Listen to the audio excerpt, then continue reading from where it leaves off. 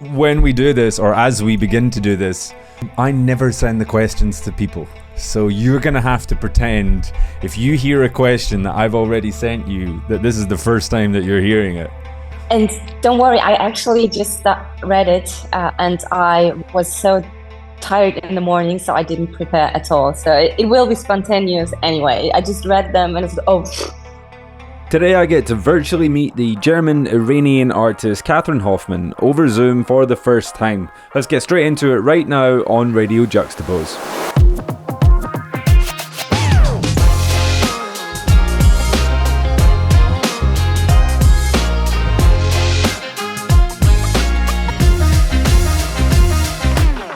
So it turns out German female artists are like buses at Radio Juxtapoz. You wait ages for one, then two come along at once.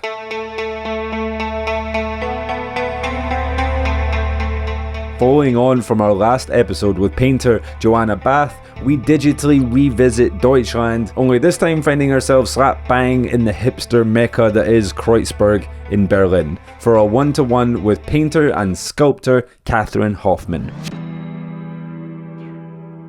After cementing herself in Germany's advertising industry for a decade, a mid-career breakaway found Cathrin a late entry into the art world. Enrolling herself into the school of YouTube, she took her illustration skills to a new level, delving into the conceptual representation of the physical body and what it means to be human. Graphic yet painterly figures bend and contort, their edges unnaturally defined with razor-sharp edges. The high contrast of her colour palette punches through the canvas, commanding whatever space they find themselves in. In this examination of humanity, her bodies become a vehicle to explore our own attitudes to perfection, the othering of those who don't fit our moulds, and the relationship between the body and whatever goes on underneath. Emerging from London's Plop residency in 2019, Cathrin has since gone on to have her work shown at Frieze and the Armoury, LA's Nicodem Gallery and Public Gallery, who now represent her. If this is your first time listening to Radio Juxtapoz, thank you for joining us. If you do enjoy this, be sure to hit the like button, subscribe so you don't miss an episode, and if you really like this episode, then why not let the world know over on social media. All the links are in the show notes of this episode. As I said, this was my first time meeting or speaking with Cathrin, which usually brings a certain kind of magic, and this episode was, of course, no exception. Let's get into it right here, right now, with Cathrin Hoffmann on Radio Juxtapoz.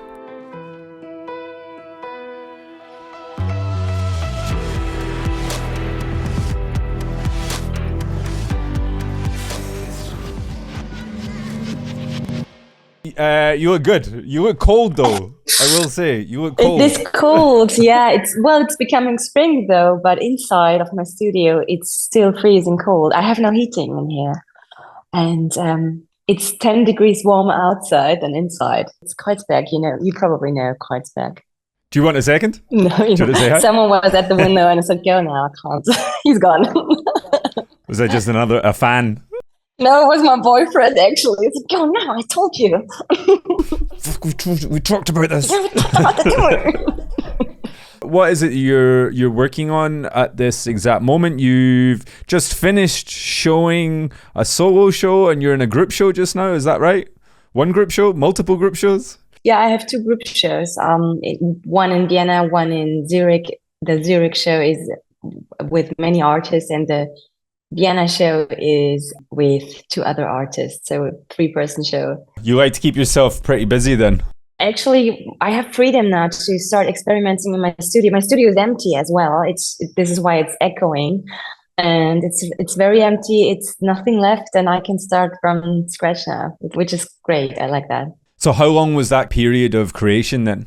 Well, I had the Armoury show in summer, and basically after September, after the Armoury show was finished, I worked on the group shows and 3-person shows. So yeah, let's say October-ish, November-ish, I started, and yeah, now it's all gone. So what does that feel like? What's that for you, kind of, I guess, creatively, and from a sense of like actual, are you calm at this period where you've got the kind of the empty studio, or does that give you a restlessness that you're like, shit, what do I do now? depends on my mood. It changes all the time. So if I ask you this question at 12 o'clock, it'll be a different answer. Probably, yes. Well, it's getting better now. You know, when the first week after everything is good, is done, it's great because then I just relax and exhale and inhale. But then the second week is like, what shall I do? You know, I'm restless, and and I also always have to motivate myself, which is odd because I don't know. I have this kind of schizophrenia in terms of work. I love it and I hate it. I don't know. The reason people paint, right, is because they love painting, but then it becomes a job. Yeah. You have to do it. That's also true. But also, it's funny because when I paint physically, I'm not even enjoying it. It's war. It's war on canvas. Yeah, I've never heard that. I like that. Please, go into that with me. What do you mean it's war? I think it's... I'm asking a German what. Wait. Only took us 3 minutes. Well, Wash, you're so right. Since you brought it up. I know. Oh my goodness, that's interesting, right? So you know, just a side note, in German language, we have so many like phrases which means good things, but they are always related to war. For example, just a little side note. So when it's very sunny outside and there's no cloud, we would say it's bomb weather because, you know, from bomb, because you could see the jets and they could see us. It's clear, and we still say that, and so the connotation is good now. It's like, oh, nice, it's a bombing weather. That's cool. It's nice. Let's go out. Let's go to the park. Yeah. Wow, that's a new one for me. That is, people are obviously aware that that's what the connotation is when they're saying it, right? They know exactly where this comes from. No, I don't think so. Or people just glossed over it. Yeah, I think most people, well, of course, when someone tells you, it's like, oh, of course. Because it's in this common language, you don't question it anymore, especially our generation. And yeah. It's funny how things just become assimilated like that, and you just won't even question the history of it. And then, like all things, once you start to pick at the history, it never ends well. It never has it always takes you to a dark place, right? Right, yeah. So I'm not letting you escape this. What does war on canvas mean to you? What is it that you're fighting? I think it's a mix of skills as well, because I'm self-taught. I don't have I think I'm sometimes still struggling with just the techniques, very simple. But now after this couple of years in like training myself, it's this moment when you have to work with your hands, and it's not like easily done because, you know, we grew up in digitally, and also I start my painting digitally, which is very convenient and clean and easy to redo and go back and forth. But on a canvas, it's suddenly the reality that kicks in, right? You can't just erase and Command Z something. I think it's this the struggle with the physical reality in this moment, and also standing there, like working 8 hours, standing, painting, or sitting on the ground or lying because you're doing. So it's this full, you know, package of being physically involved in reality with a thing you really want to create. And I think that's a struggle. Do you get to mentally switch off when you're doing that and focus into to disconnect into a different place, or are you constantly are you present in that moment? So when I'm in front of the canvas, I would say I am present, but when I sketch and in this moment of very intuitively create the idea, the concept, the composition, I think I'm somewhere else. I think I'm nowhere. I think I'm just tilt my brain because it's just happening. But as soon as I'm like now taking my hand, doing this, like being the machine body, the flesh machine, and try to create that, I am there. I'm present, and yeah, and then the fight starts, right? Because the canvas is also present, and then it's like 1-to-1 and fight. There's like 7 different things that I was like, okay, cool. That's where I want to go.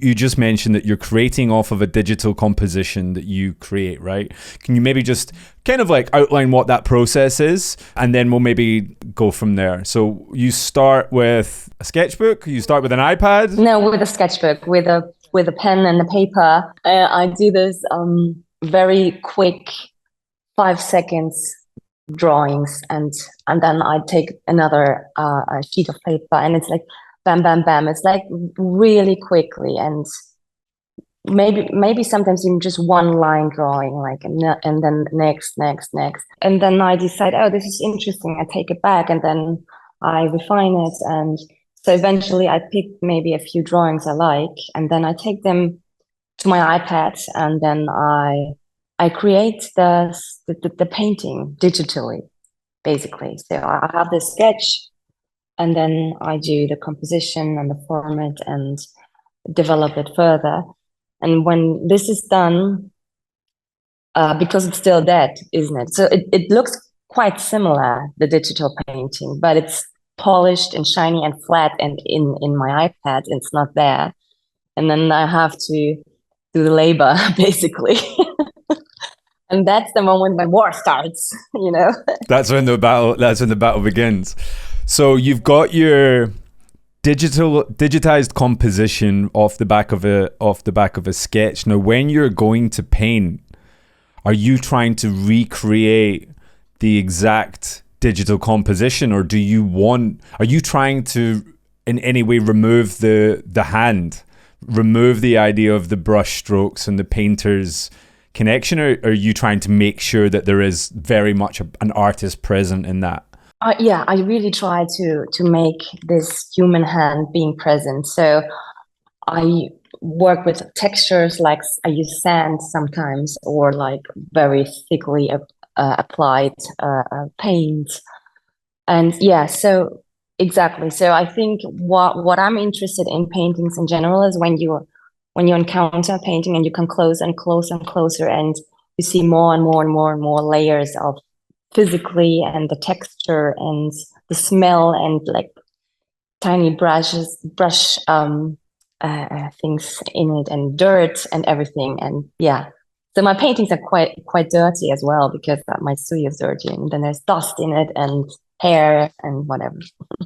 But you like that element, because I was going to ask, as an artist that kind of comes from graphic design, who's using this digital material, talking about digital things, I was wondering what the attraction was then for you for that analog physical part of the process. Yeah, it's this kind of texture reality, like things you can only encounter and only can. Yeah, so we all remember COVID and how we talked to each other on the screen, and yeah, and how we were longing to stand in front of each other again, waiting for this moment to be present. And I think this is what is very important in my work, the presence of the painting. How long have you been full-time? Well, I quit my job. Well, I was freelancing anyway, but I stopped working and then I was full-time because I didn't have another thing to do. So no, how long? How long? I guess maybe this is maybe a better question is, you were quite late at starting this chapter of your story. How did you get to that point? What was it that made you think, fuck, I need to just change this direction, switch things up? I'm swearing quite a lot more than I usually do. Really? Is it because of me? It's either you, or because it's a Friday and I've had 3 coffees, so it's one of them. I can't 100% pin it down yet. Yeah, I was quite old already. I was over my 30s. I think I was 35ish. Yeah, I don't know. I think when you turn 30, you it's the first moment of depression, when you think, oh, what am I doing here? You finished school, you studied, and you're working, and then you question yourself. And I always wanted to be an artist. I just took this reasonable path as a graphic designer to just pay my rent, and you know what people tell you, you can't be an artist because you will starve. And when I was younger, I thought, well, that's a great idea. It's a good job. It is creative, and so it's a good mix of being an artist and earning money. But that was not true, of course, because if you really want to be an artist or think you are actually already doing art, but not. What's the difference for you then? Working as a graphic designer I was in advertisement, so I did commercials and TV commercials and things. So I was selling shit to people, right? And that didn't have a sense at all. And it was quite evil also, because I was telling people that it's really good, and of course it wasn't. And so they need it. Yeah, they need it. This product. Yeah, you need it, and it's good for when Fukushima happened, and then the nuclear catastrophe. I had a briefing in my agency, where I was working. Like, oh, there's this brand from America, this company, General Electric. We don't have it here in Germany, and they want to be on the German market with sustainable energy. Like, it was greenwashing.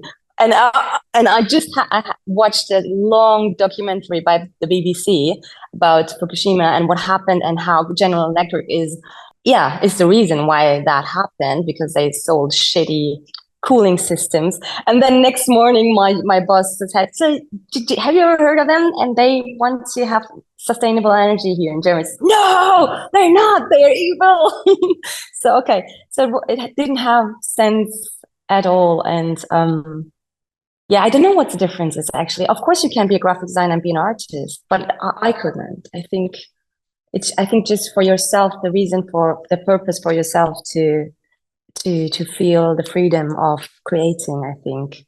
Was it an easy enough transition to make this jump then? I spoke to we'll say mid-career, because I don't want to say a slightly older, because that sounds ridiculous when you're under 40. And she started quite late, Joanna Bath. And she was in a similar sort of position where she was, mid to late 30s and had just started this journey. And I think for a lot of people, a lot of what advertising is built around is youth, right? It's amplifying that youth market and demographic, and you get to 40, and you kind of, for so many people, Forbes under 30, everyone's like younger, and you're like, is there a place for me anymore? Is there a place for my voice? Is there a chance for me to break away? How easy for you was that transition going into doing it, and what were some of the challenges of completely switching up this direction for yourself? Yeah, actually, it was not challenging at all, because that was the moment when I decided to end the old life and begin a new life. That was the only reason I had. So there was no, is it right? Is it wrong? Of course, I had the voices from the outside, like my parents and my friends said, "Are you sure?" And then they said, "Well, you can always go back." And there was no back. There was nothing behind. It was just cut. And because of that, and because I was very happy to do the final step, it was not challenging. It was more like there was freedom finally, and there was this sense in my life again. And also, I actually never believed in selling a painting or having attention. And that was also not the key. It was not important. I didn't know how the art world is. I have no family members or friends that were in the art world, so I didn't know anything about galleries, exhibitions. I didn't know anything about that. I just was in my chamber and did what I wanted to do, and that was perfection and happiness again. And then a friend told me, "Yeah, well, there's Instagram, and you can just upload your paintings." And well, Instagram was not new, but I was not interested in Instagram before. But then I thought, hell, yeah, okay, I can upload my painting. Let's see. And then I had 2 likes, and I was like, wow, people like it too. I've gone viral. So I realized, oh, yeah, I have an audience, although also only in the virtual reality. And then things happened, yeah. So what were your biggest resources then in this path? For someone that doesn't come from the art world, you certainly look like you belong there, right?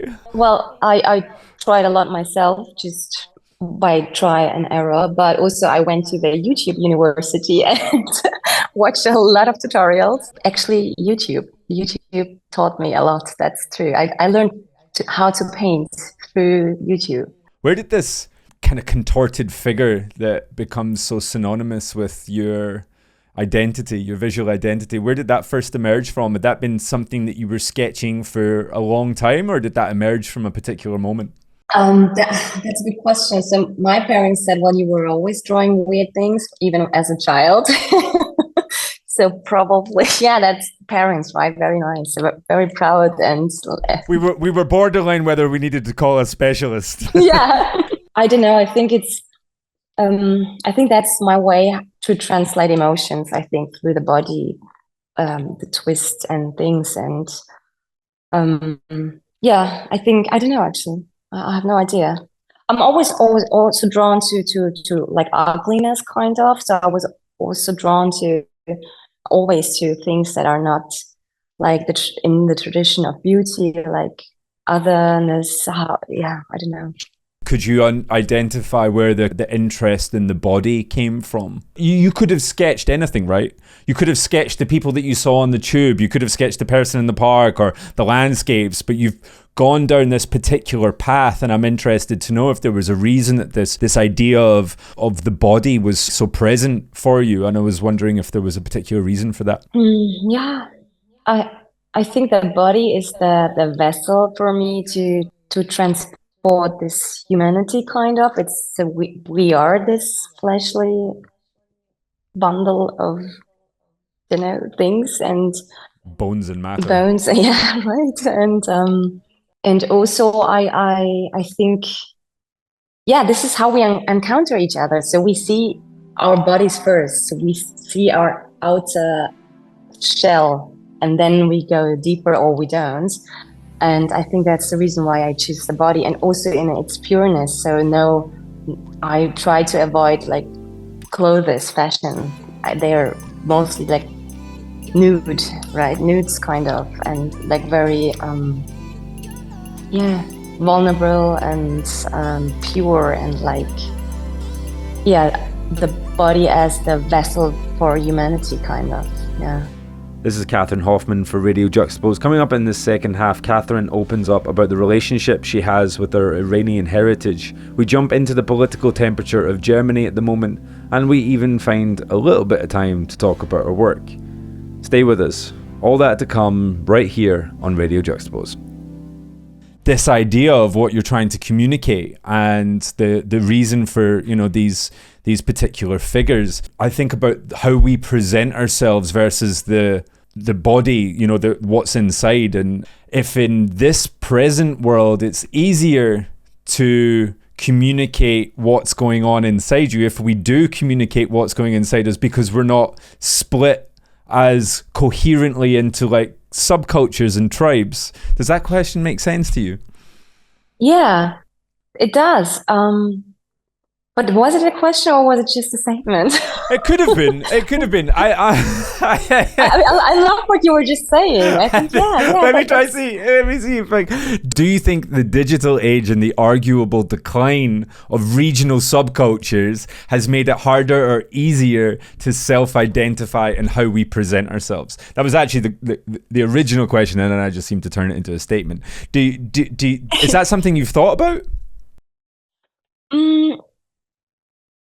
Yeah, kind of. Not like, not on the forefront. Not like, oh, this is something I experienced. But I think so a lot in my paintings is like unconsciously made.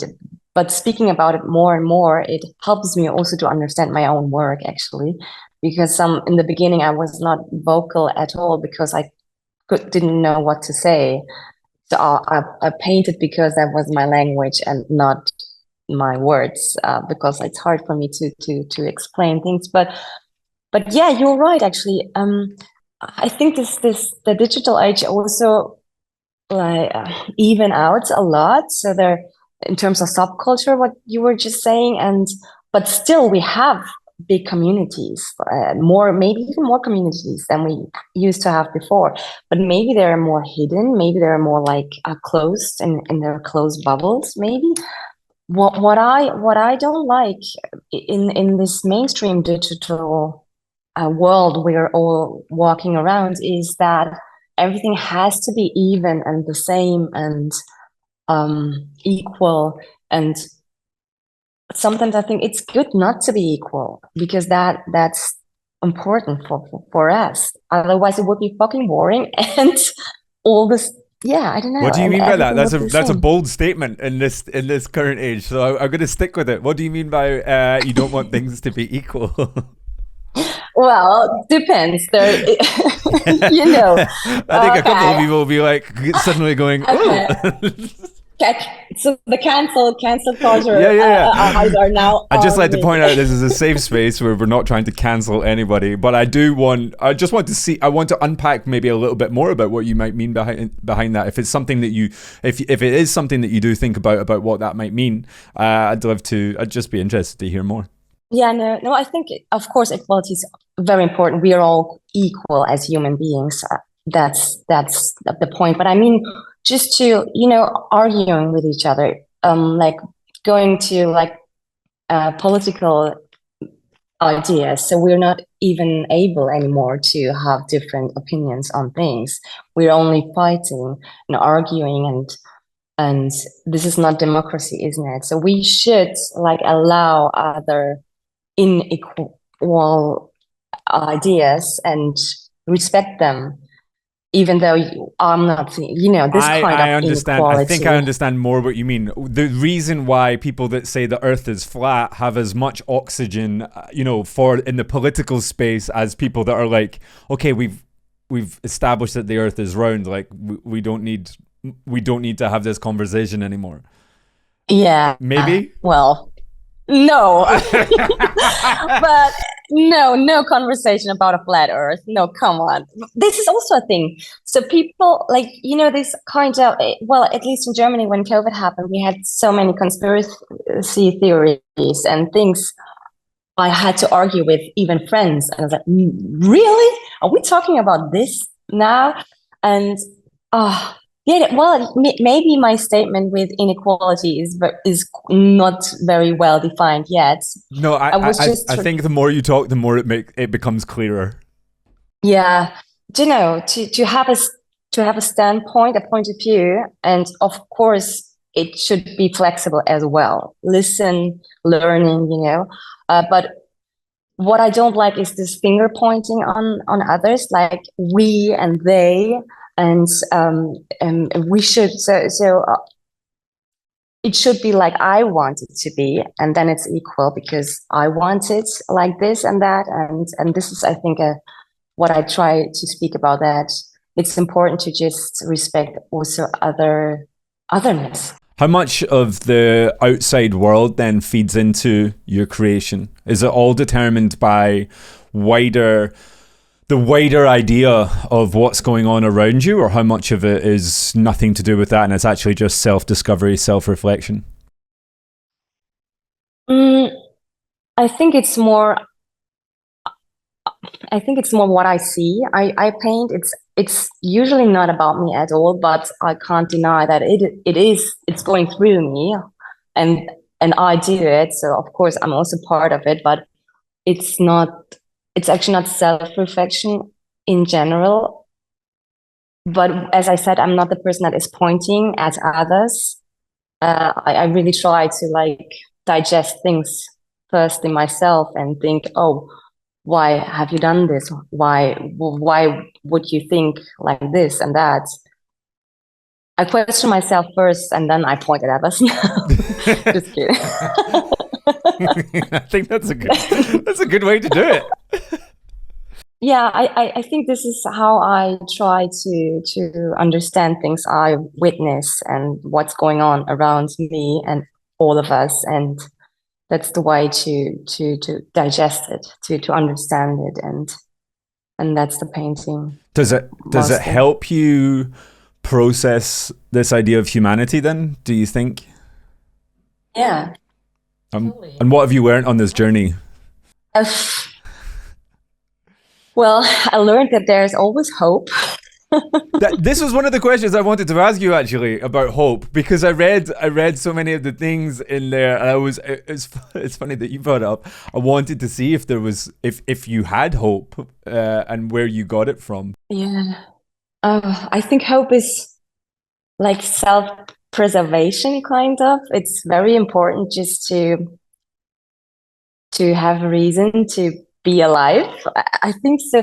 I think animals have this the instinct of self-preservation in terms of reproduction, maybe, and like more, yeah, like more simple instincts. And as the human is the only animal with a self-consciousness, I think hope is our self-preservation, to always have hope, kind of. I think it's, otherwise there would be no reason at all to remain on this planet, right? But you have to find it somewhere rather than it just being, or is it just embedded into you and you have to have hope, or do you find hope and do you see hope around you? Do you feel like your virtual and digital spaces with that idea of, like everything that you have on Instagram or social media is curated, right? You choose who you follow. So if you sit there and you follow people that fill you with dread and despair, you can't be surprised when all you feel in the world is dread and despair. So are you curating your life to make sure that hope is present for you? Is that something that you actively seek? Yeah. No, absolutely. And also this is like family and friends is the moments I see hope and the good side of humanity and friends. And so, of course, I'm seeking for hope myself in my private life. And this is actually my main goal. And it's also like it's like a belief. I'm believing in it. I'm not trying to find it because I believe it's there. I think this is also important to say. I believe it is there, and it's also very important to not forget about it. That it's even in the worst moments of despair. It's the belief and hope, and remembering as well that there is also this side of us humans, that we can be very good to each other, and yeah. That sounds almost religious. Yeah, I know, but I'm totally not religious. But that's the point, right? If religion is absent in your life, you have to find something. You have to fill that void with something. Otherwise, True. Otherwise, I think that's just nihilism, right? I think that is just complete nihilism, where you've not filled that with anything. But I think for a lot of particular atheists, they want that. They want to believe that there's, something in us that's good. That the world isn't total chaos. Yeah, absolutely. And I think it is maybe the spiritual anchor and to hold on, kind of. And why not? I'm always allergic when this word religion falls, but it is like a religion. Yeah, you're so true, actually. Yeah, why? You're right. What's your beef with religion? I don't have a better way of asking it that. What's your problem with religion? And I guess the other one then is you're German-Iranian. So I'm wondering how that factors in then. My mom is from Iran. My mom is Persian. My dad is German, and this is what happens to me all the time in my life. I think most of the people that are mixed is you are perceived differently than you are grown up. So how I was grown up very German. I am very German, but my appearance is not at all. So in Germany, I was never the German. I was always the foreigner, kind of. And it's also in the town where I grew up, which was very small. People would always ask me where I'm from, classic. And also my mom assimilated very well. She integrated so well that she almost lost her own culture. And she started speaking to us in Farsi when we were little, but then my German grandparents told her to stop. It was the late 80s. They didn't believe that you can grow up with two languages. And they said, well, let the kids rather speak one language first and then the other, blah, blah, blah. And my mom was alone. There were no other Iranians around her. So she spoke only German to us. And yeah, so I grew up very German, and then I finally, when I was 7 years old, I met my Persian family side. They were all in America, and everyone. So I don't know why my mom chose Germany, by the way. Everyone was in the States. I do kind of really want to ask how that ended up in that position. Do you know? No, I don't know actually. You know, coming from a culture where family's so dominant, you know, the structures of the family are so important in Iranian culture, right? So to then disconnect into Germany of all places, I think that feels really interesting. Yeah, I think this is really my mother. She's a really interesting personality.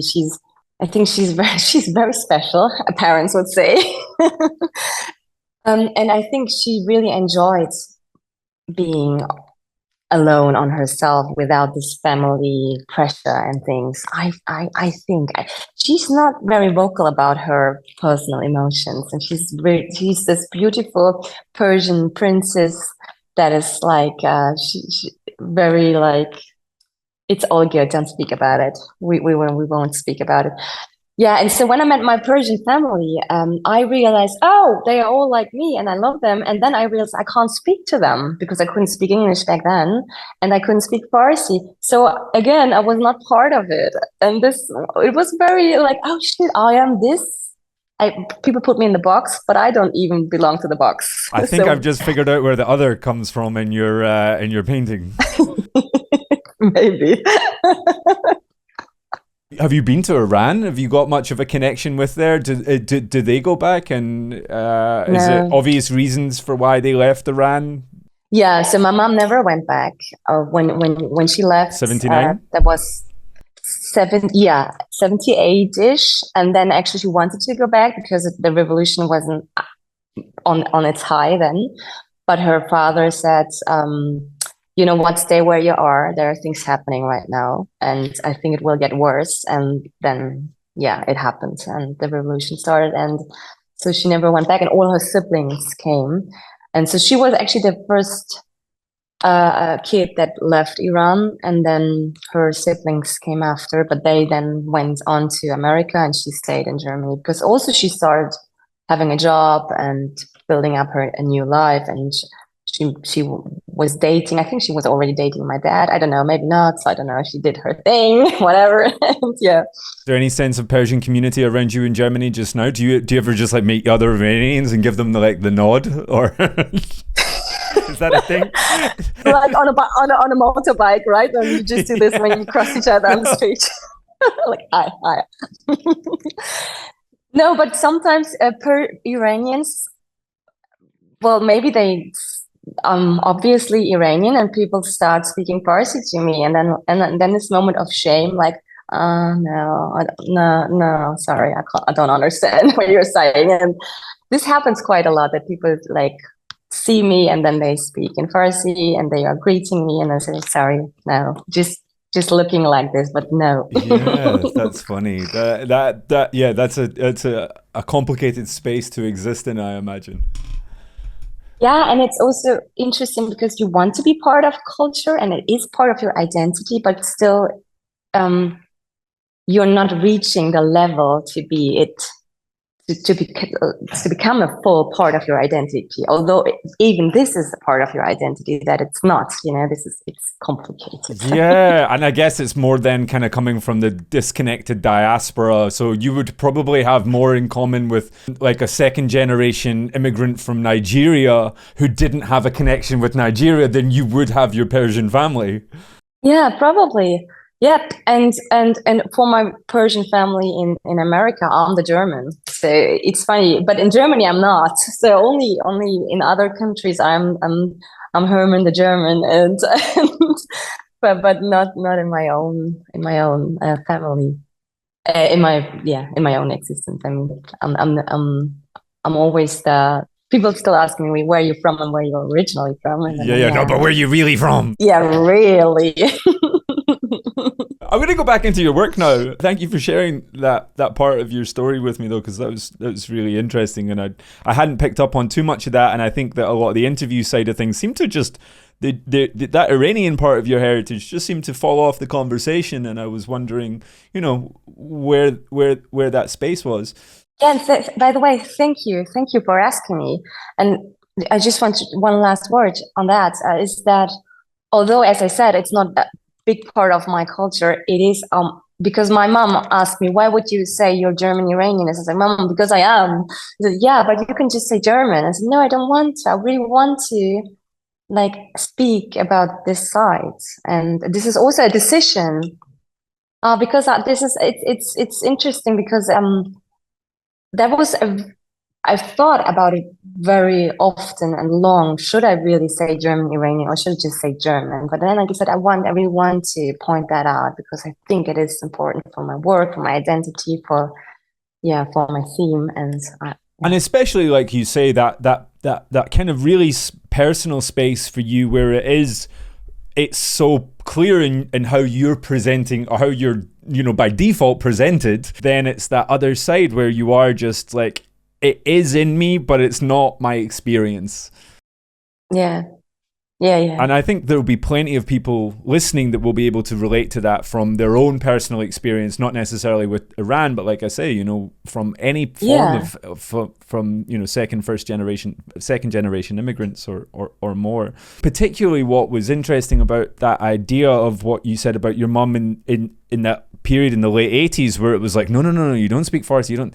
But culture and attitudes have shifted so much, and particularly in, you know, in big cities and in the UK, I see it loads. I imagine Germany's much the same, where the things that make all of us unique fall under. We're celebrating them now, but previously we would have gone, in order to be British, you have to be white and you must tick all these boxes. And actually now it's like, well, no. If you're British, you can be. This is now British, right? You're from, you know, your parents are from Sierra Leone and you grew up here, but you might not look like that old definition of what British is, but you are as British as any other person here, and it falls under that widening umbrella of culture reshaping. And I think it's important to hear those voices, because for years and years,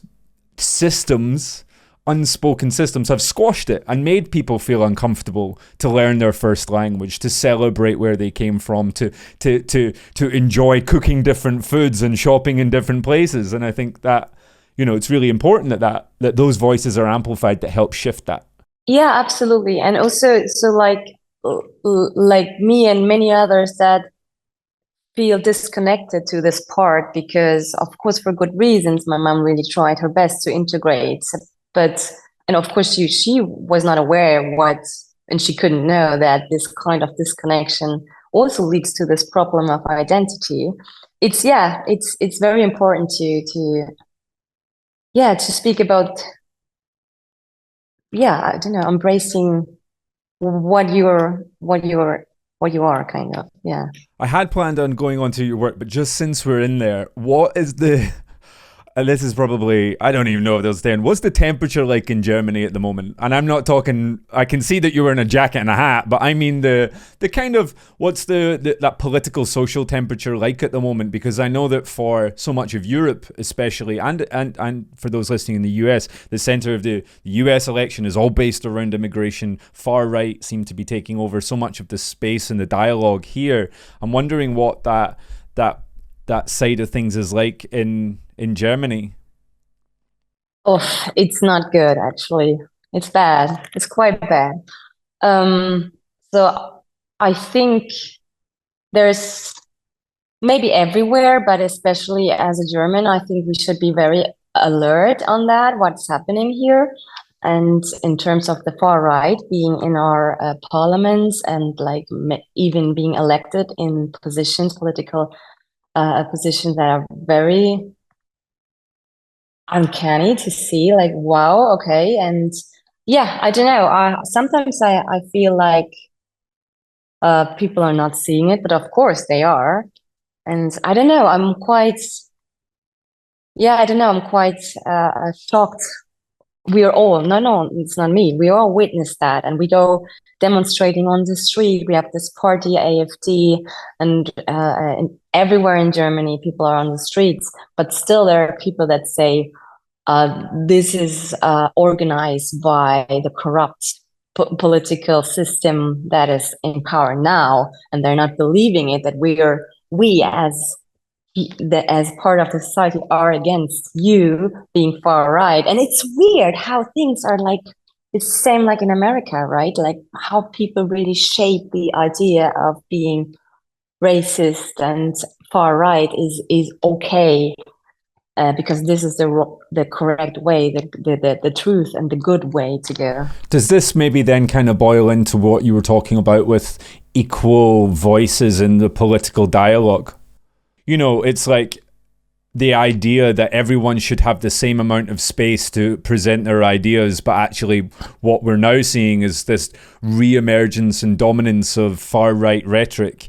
And it's like, hang on, they don't deserve the equal amount of space, because we've seen what happens when they take over. They're you know, that rhetoric is parasitic. It comes in and it really plants seeds in these ideas of division, and it causes real tension where people are believing in this idea of the others are the enemy, and the reason that you don't have the jobs or the houses or the happiness that you're supposed to have.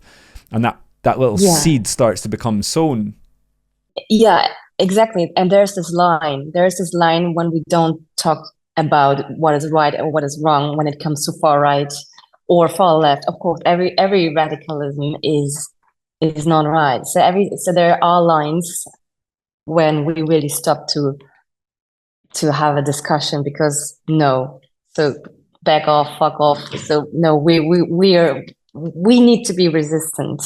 I mean, I saw some of the footage of the protests out in Berlin a couple of weeks ago. They looked, you know, they were big numbers. Yeah, which is great. And that's hope again, you know? There's hope. That's a moment of hope. And I was there and standing in the crowd and listening to people and listening to the speeches. And that is a moment of hope, by the way. So it's very important to find it and to be part of it, and also to have the attention, and well, don't be in your little bubble and in your capsule, and don't look left or right, or look around and see there's everything around you. You just have to be part of it and go there and be part of it and have an opinion and have a point of view and be vocal about it. Be brave. It's also about being brave, I think, nowadays, because of course it's more convenient to be still, to be quiet. And also I'm saying so many things I might regret later when I listen to me, but well, it feels right in the moment. Yeah. And of course sometimes we're not, I don't know, I think just be there with others and speak with each other. I think my work is also very about like how to treat one another, so to be in together, standing aside or maybe not aside, but we always have to deal with others, with the other. We're not alone here, right? So yeah. And also of course with other species on this planet, but right now I'm focusing on humans, on these fleshly idiots. Yeah. Fleshy idiots. I like that. At the end of 2023, Cathrin participated in a 3-person group show titled We Shall Be Monsters at Petra Martinez in Germany. The title of the show is an excerpt from a quote by Mary Shelley in Frankenstein. "It is true we shall be monsters, cut off from all the world, but on that account we shall be more attached to one another." I wanted to ask Cathrin about this concept of the monster and what she took away from her time building the work for this show.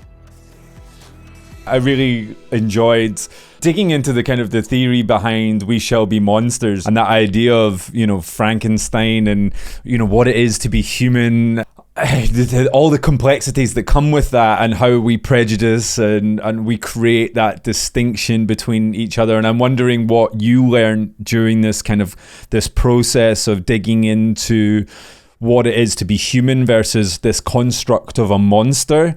And then in between, maybe there's the animal. So you've got these 3 different sort of areas, and I'm wondering if there's anything that you kind of learned during that, if you still see a distinction between animal, human and monster, or if they're all part of the same thing.